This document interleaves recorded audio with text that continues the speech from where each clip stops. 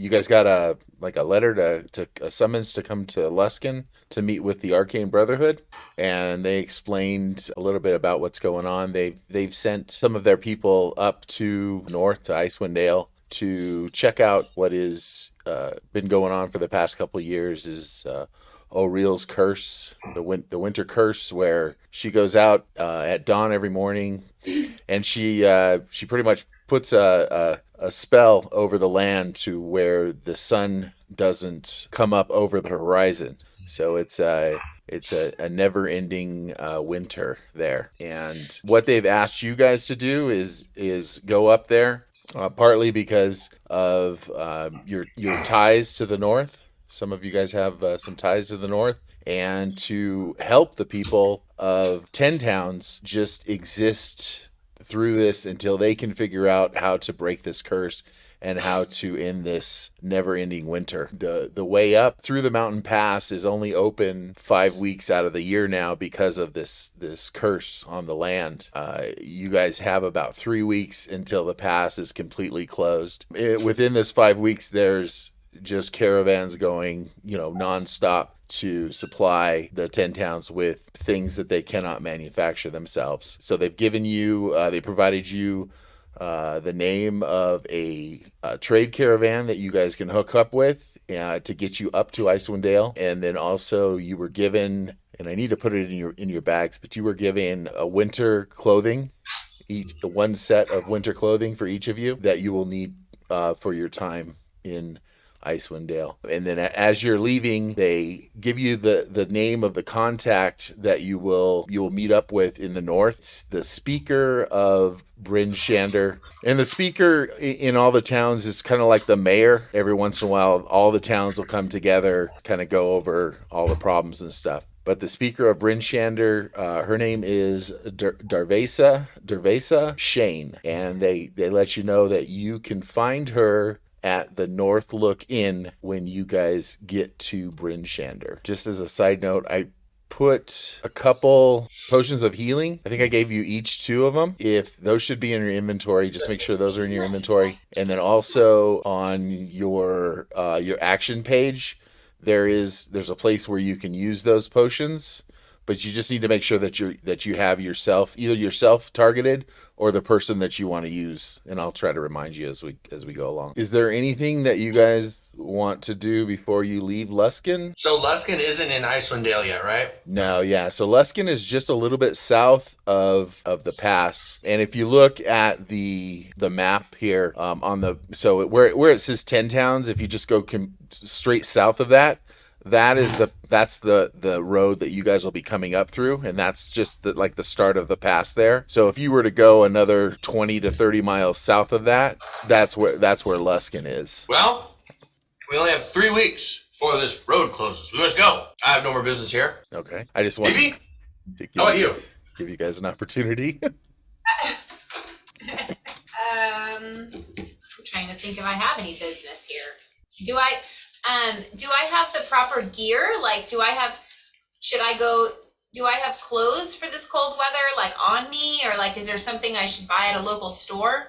No, yeah. So, the Arcane Brotherhood, they gave each of you a pair of cold weather clothes. Oh. And I'll put that in your inventory. I forgot to do that, but and that's pretty much what you're going to be wearing up there. It'll protect you from the cold. The only thing you don't want to do is you don't want to get wet, because if you get wet, then it's a problem. And then also, once you get up there, you'll have a chance to purchase or procure either snowshoes or these cleats that are called crampons, and they kind of fit on your shoe. And so when you're on the ice, it's not slippery. But we have to do that when we're up there. Yeah. Unfortunately, Okay. yeah. Those 2 items will be available to you when you guys get into Bryn Shander or 10 towns. Okay. All right. So I'm gonna just kind of, I guess, narrate this part, and then if you guys have any questions or if you want to do something or whatever, just let me know. I think we should buy like more stuff. I mean, not like. It's got enough, Max. No, but I think we should just. Like, what kind of stuff you want to buy? I don't know. Like, big stuff we need. Such as? Well, We're gonna be in snow. Matt just We said just that we just once talked we about get that. there. He said we're good. Once we get there, we're gonna buy snowshoes. Ah. Okay. Or these things that keep you from slipping on ice. Yeah, I just call them cleats. And we Those things that look like tennis rackets. Yeah, the snowshoes. took a long rest, right? Oh yeah. You guys are all long rested, and you should have all your stuff back.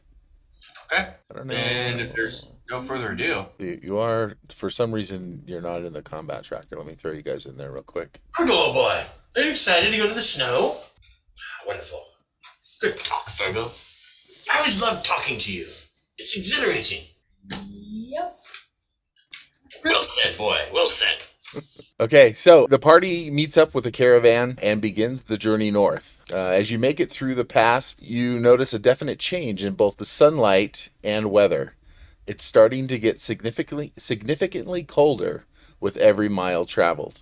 And as you do get probably about 2 miles into Icewind Dale, you notice that the roads, there's just too much snow for the cart, and so they have an outpost set up. It's where they do kind of like their turnarounds. You guys are getting switched out from a cart into dog sleds.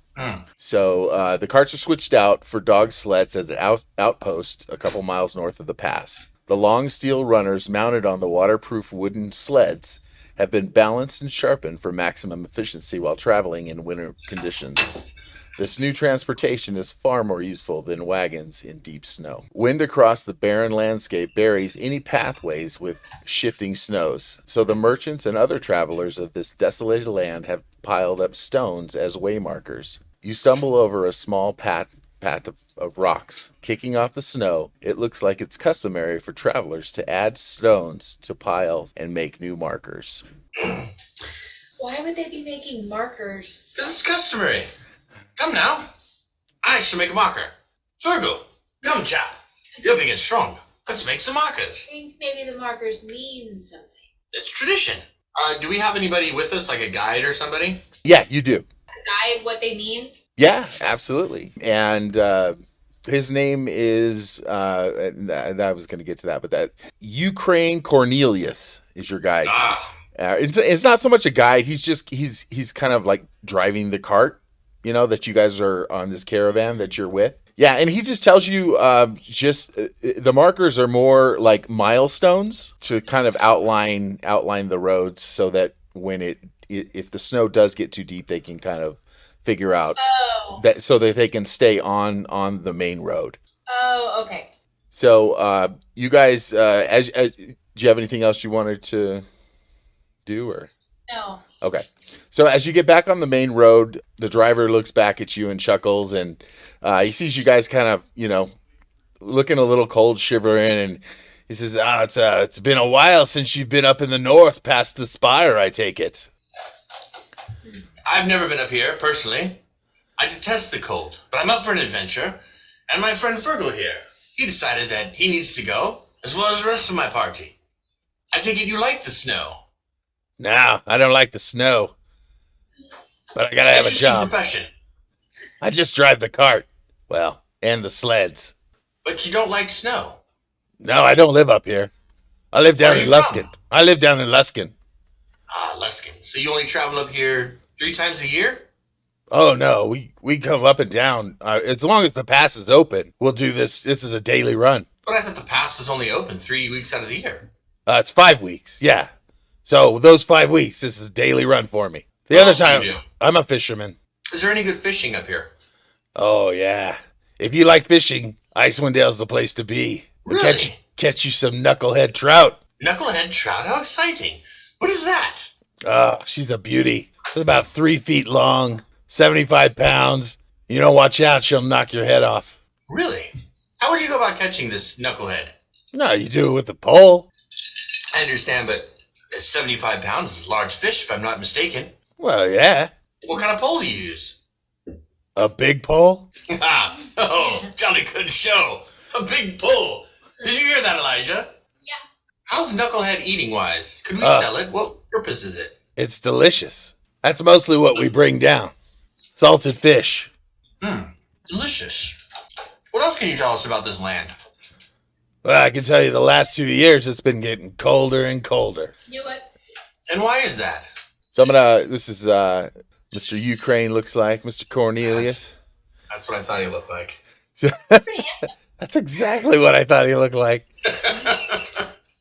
So, you know what? As you guys are traveling further up the road, he starts to tell you a little bit more about 10 Towns and the latest news of Icewind Dale. So, let me tell you about the 10 Towns. They're all going nuts up there. The speakers have started sacrificing to O'Reilly, be it warmth, food, or their best animals to try to stop the winter curse. It's all poppycock if you ask me. Whatever the reason for O'Reilly's anger, it's not going to be quelled by some meaningless gestures. And then there's the ragged nomads. The elk and the bear tribes are still friendly enough, but the wolf and tiger, they're meaner than ever. And they go on like nothing's even changed up here.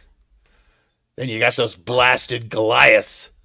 The Sky Tower and the Worm Dome clans fighting and feuding like there's no tomorrow. It's like we don't even have nothing else going on around here.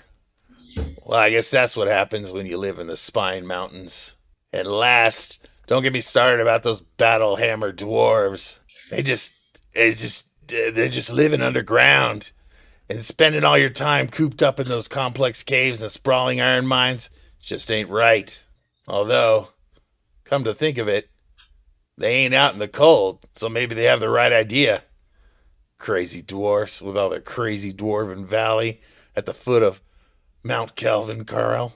And you ain't heard it from me, but I have a friend who says he even saw a Durgar over in East Haven. Up from the Underdark, he says. That's what you get when you turn the lights out for 2 years. All kinds of whacked out characters. And he just kind of goes on and talk to you about, the other stuff that's going on. So, speakers, did you say? The sacrificials? Yeah. Are they speakers? Well, the speakers, they're the ones that started the sacrifices. Where do they live? Well, they're the mayors, so they're like one in each town. Yeah, the speakers of each town. So they all do some sort of sacrifice? Yeah, they think it helps, but obviously not. 2 years. So where do the elk and bear tribes, where do they live? Oh, the Reghead nomads? They don't live in no town. They're wanderers. They chase the herds. They have little camps here and there. Dude, I'm sorry, I gotta stop you. Yeah. You sound just like one of the characters out of Skyrim. Weather's been kind to us, but forget it. I want to know more about the Durgar in East Haven. Is that what you said? Yeah. Well, that's what my friend said. He said his friend saw a Durgar over in East Haven, but I don't know. I don't know. They just stay in the Underdark, but it is no lights up here, so maybe. And the wolf and tiger tribe, we should probably stay away from them. Oh, yeah. They're mean. They'll fight you no matter what. Are they nomads too? Yeah, there's 4 tribes altogether. There's the elk and the bear. They're still friendly enough. They'll help you out if you're in trouble. But the wolf and tiger, no, you just steer clear of them. How do we tell them apart? That's a good question. I don't know. Maybe steer clear of all of them. Oh, man. And then the Goliaths. Oh, the Goliaths. The Goliaths are crazy. They live up in the Spine Mountains. There's 2 settlements, the Sky Tower and the Worm Dome. They've been fighting for decades now.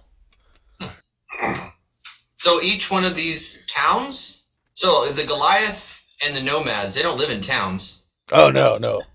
So they don't have speakers. No. The nomads, they have, like tribal leaders, and the Goliaths, they also have leaders, but it's just the 10 towns that are doing the sacrificing as far as I know. And then the 10 towns are made up of humans, or what type of creature? Oh, all sorts of creature. The 10 towns are kind of funny. It's kind of a place that you go if you want to get away from something. You know what I mean? Like, let's say that you get in a little bit of trouble, and maybe it's your fault, maybe it isn't your fault, and you want to just kind of that trouble to go away, then you head up to the 10 towns. Nobody's real curious up there. Nobody's gonna ask a bunch of questions. As long as you mind your own business, you're fine. So you're saying that this place is full of criminals, maybe? Not so much criminals, but maybe people that just want to get lost for a while. Where are we at this point? You guys are, and I can't mark on this map. Let me pull up another one that I can mark on here. Okay. So you guys came up this way, and there was the where you switched, and I want to say that you're probably right about there. My good fellow, how much longer till we get to this Brian Shander? Oh, probably another good 5 hours. Is there any danger on this road? Well, I haven't had any problem with anything. I guess as long as no Yeti come over, we're fine. They pretty much stay away from the roads, though. There's Yeti in this land. Oh my, mister. You definitely did not read the pamphlet, did you? Oh, no, sir. I don't do much reading. I can't read. Yes, there's all kinds of Yeti, and you got the crag cats, and you got the... Crack cat? We have crack cats, too. Yeah. We have a crack cat. No, the crag cats, yeah. Crag cats. Oh, crag. Okay. My bad. So who's the speaker in Brian Shendar? Oh, that would be a Darvessa. Darvessa Shane. Ah, Darvessa. Yeah, What is she like? She's good. She's young. She's young, but her daddy was a speaker, and he retired. And, well, she just kind of got voted in, I guess because her daddy. But she's got a good head on her shoulders. She's dealing with a lot at a young age. Such as what? Well, such as the curse. Uh-huh. I mean, everybody in town's crazy mad. They don't know what to do. Why do people not just leave? Well, They have homeschool support groups and church. Lots of home churches. Does that answer your question? They make a lot of sourdough bread. I think there are a lot of people that have left already, but they're stubborn people up here. It's their home. They're gonna fight for their home. I say, why don't you take us fishing? Well, I can. I've got to deliver this, and then I got to go back down for another shipment tomorrow. Oh, it should be quick. Catch one of those large fish you were talking about. Oh, I know a good spot. you'll have plenty of time for that. Wait a minute. Phoebe, you know of a good spot. Yeah, I'll get you a fish. Do you have a pole? Yeah, I do. It's got to be a large pole. No, it's small. A small pole? Mm. 75-pound fish. Well, Maybe she's got a big net. Okay. Sounds delightful. Do we see anything? I'm kind of look around and... You know what? It's pretty desolate, and Yeah. and there's not a lot. There's nobody else on the road right now, and you just see a lot of snow. Every once in a while you'll see some wildlife or whatever, some foxes or rabbits or stuff like that. But they pretty much stay away from the road, and yeah, it's just barren. So I'd like to look at Phoebe and go, so what is your reasoning for coming up here again, Phoebe? Actually, I call her Phoebes. ew. Please don't. Oh, terrible. She hates you more. Same reason as you. I turn to Fergal and I say, Fergal, chap, did you recruit another person on our mission? No. Okay. Well, now I'm confused. Phoebes, what is the deal? Please don't call me Phoebes. Oh, of course, Phoebe. I was born here. Ah, exciting. Where were you born? Is that how you know how to fish? Yeah. Wonderful. So you can be our guide of some... Do you know anything about this Brian Shandar? No, I do not. Yeah, well, we shall learn as we go.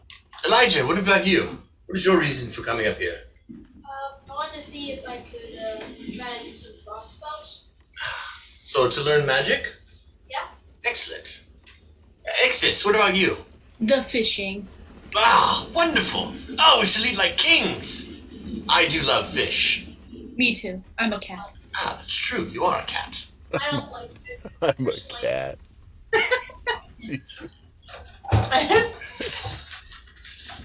How much longer till we get to the lake?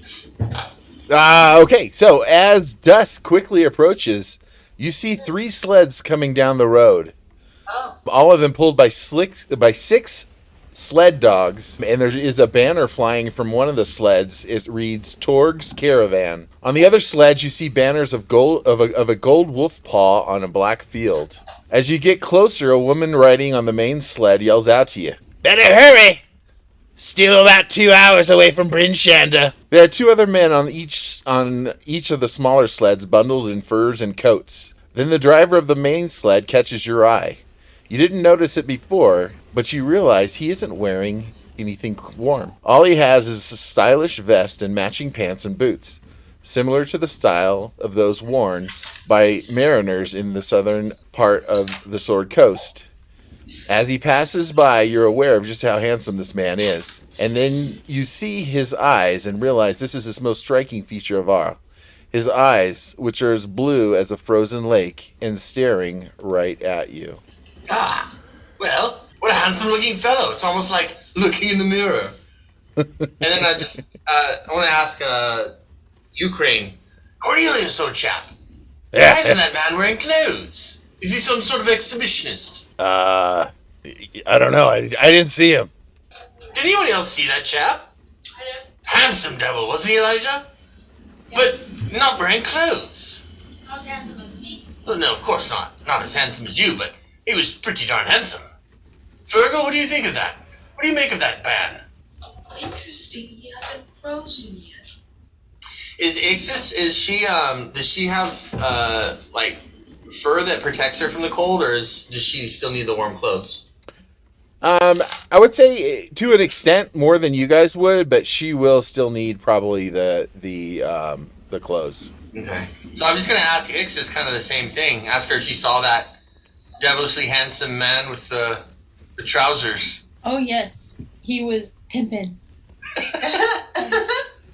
What an odd fellow.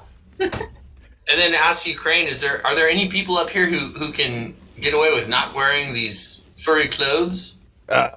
Yeah, well, there are those who are blessed, and they have if they were born on certain days, they're blessed with sort of a almost like a resistance to the cold. That makes Or- more sense. Or if you're a Goliath. That chap was no Goliath, I assure you. From what I've read, Goliaths are enormous. Much like you, Fergal. Very large. Will they have blue eyes? I don't know about that. So they're born in certain days, certain time periods, they have frost resistance. Yeah. That man was obviously blessed. So you guys keep going a little bit further, and as you crest a hill, you see your first sight of Bryn Shander, and it's a massive city on top of a hill. Bryn Shander is a walled town perched atop a cold, lonely, wind-lashed hill. Bright lanterns suspended over narrow streets twist in the wind and add flecks of color to the town's otherwise drab surroundings. The friendliness of the settlement has dwindled as of late. O'Reilly's unyielding winter has greatly reduced the number of visitors to Bryn Shander, and local trade is suffering for it, eating away at its local sense of humor and goodwill. Still, there is no safer place in Icewind Dale to spend coin or spend the night. The walls of the town stand some 30 feet high and are defined by 2 concentric rings of upright wood poles, the gaps between them filled with dirt and rubble. The outer rings of poles raised above the top of the wall, providing a ramparts for defenses stationed on the wood planks walkway. The wall's hanged gates are 15 feet tall and can be barred from the inside with iron barred wood beams. So pretty much how it is Bryn Shander's like the hub So if there's problems in the outlying areas, everybody comes to Bryn Shander and they kind of hunker down there. So that would be their, the 10 towns, that's kind of like their last stand city. As you approach the gates of Bryn Shander, Ukraine yells out, "Well, this is where y'all have to get out. We have to go around to the trade gate. Good luck to you all." Oh, thank you, my good fellow. Good, And then I'll. good luck with your fishing. Oh, thank you. Well, we have an expert here with a small pole and a large net. Thank you. So you see him kind of walk off to the side, and you know what? I'll share the map with you so you guys kind of get an idea. So you guys are coming in through that gate would be 7 o'clock, the southwest gate. As you guys are walking up to the gate, a guard yells out, "Hey, it's kind of late to be outside with the gates are closed. What's your business in Brenshanda?" Sounds like we have bad reception, friend. We would like to lodge for the night and speak with your speaker. Where are you at with Devessa? Oh, we were told to meet her at the Northlook Inn. By who? Oh, by the Arcane Brotherhood, of course. Oh, great. And he kind of looks over at his friend, and they talk a little bit. And where are you supposed to meet her at? The Northlook Inn. All right, come on in. Oh, thank you, good chap. And they open up the gates for you, and he Finally. he gives you directions to the Northlook Inn, and it is like all the way on the other side of the town. It's up where 12 o'clock is. Did we come in through the southwest gate, the north gate, or the east gate? The southwest gate. So Okay. you guys will you'll just go straight up to the center of town, and then you'll go north from there. How long does it take to walk through town? It's going to take a good probably half hour to 45 minutes to get where you're going to go. Oh, okay. How high are the guards up in the thing? There's guards posted up on the ramparts 30 feet at different intervals, and then these guards are just down at the main gate. Oh, that's the main gate. Okay. Yeah. Or the gate you guys the gate you came into. As we walk through the town, do we see anything? Yeah, Do we definitely. hear, like, Yeah. So as you guys are walking through the town, it's just super quiet. It's super quiet and super dead. There's nobody out. So snow-covered cobble lane runs between overhanging buildings. There's large street crossings. It provides a space more open in the night sky, while dark and often dark alleys squeeze between the businesses and homes. A few colorful signs indicate the professions of those inside. As you make your way through the city, a faint, bitter tinge of smoke from the thousands of smokestacks and chimneys foul the wintry air as the residents of the city seek to find a respite from the bitter cold. The streets of the city are oddly silent and strangely deserted. Few come and go, most opting to stay inside and wait for the cold winter night to be over. those that Go ahead. of those that come and go, do we have any sort of like any eye contact or any like? Do they look at us? Do they care about us? I mean, we're obviously maybe we're not obviously outlanders. Yeah, no. Everybody's just pretty much got their their heads down, and they're going to where they're going. They're not looking to, make any conversation with anybody. They're just and there's not many out at all, just because it's so cold right now. And I'm just gonna assume that you guys have put on your winter clothes at this time. Yeah. Oh yeah, I've had them on for a while. Yeah. I felt kind of like a sissy after I saw that handsome devil, and so I kind of started to take my coat off. But then, and I kind of looked at Phoebe and Ixis, and I was like shivering, and then I put it back on because I was cold. And it's bone chilling. Like at night, it gets down to like negative 45 degrees. So yeah. As you round a corner, you see several figures crouched over a lump of something on the side of the street. They seem to be feeding. Wait, what? People are feeding off of the lump of something? No, you see several of these creatures Oh. crowded over a lump of something on the side of the street, and they seem to be feeding. As you look closer, perhaps these wretched things were human once, but hunger has replaced any humanity long ago. Their withered bodies seem composed of little more than bruised skin and stretched over sinew and bone. Their bulbous bellies jut out and slosh from side to side as they move. Filth and gore stain their claw-like hands and winced faces. their eyes as black as pitch, only focused on their quarry, and the black tongue slithering from their fanged mouth to lick the tears of its cracked lips. They haven't noticed you yet, but you sure it won't take long before your presence becomes known. What would you like to do? And let me